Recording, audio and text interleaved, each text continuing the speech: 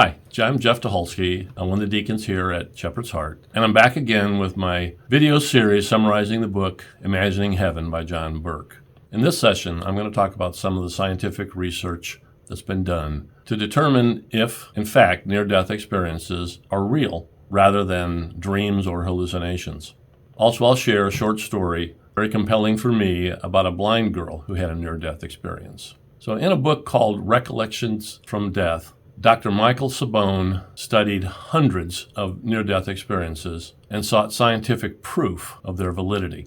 He found that out-of-body experiences described details that could only be attributed to someone who was actually there in the hospital room or the operating room looking down from a higher perspective. The details and descriptions were actually very remarkable and very accurate, much more than an educated guess, especially when compared to other patients who had clinically died and were asked to talk about what they thought was going on around them in the operating room. And they were far off the mark, most based on things that they'd either read or seen on movies and TVs. Now, the book has actual statistics about this study, so I encourage you to look at that. But the difference is very striking between the two groups. So after reading Dr. Sabone's book, Dr. Jeffrey Long, an oncologist, did his own studies. And he did extensive research on NDEs as well as, studying thousands of other cases. His studies led him to this conclusion, and I'm quoting, "NDEs provide powerful scientific evidence that it is reasonable to accept the existence of life after death." He also concluded this, that there was no chance with someone with a flat EEG that the electrical activity in the brain could provide this type of clarity and lucidity of the things that they described. Since the publishing of the book Life After Life in 1975, there have been actually thousands of studies and articles, many written in prestigious scientific journals, supporting that near-death experiences are true and real. And these studies have convinced many skeptics. In addition to these studies that we've been talking about, some have estimated actually that millions and millions of people have had near-death experiences.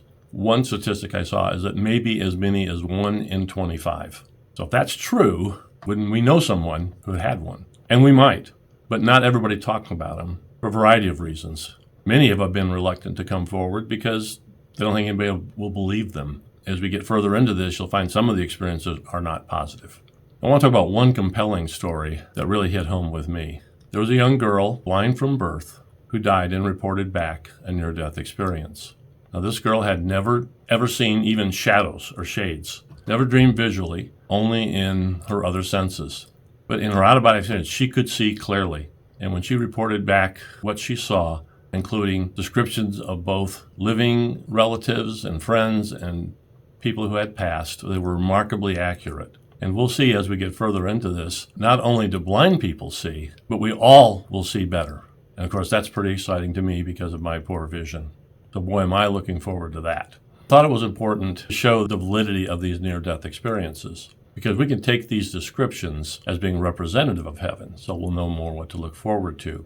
And the author notes that many Christians have negative views of near-death experiences or out-of-body experiences, thinking that they're New Age. But as we said before, it's just the opposite. They support Scripture.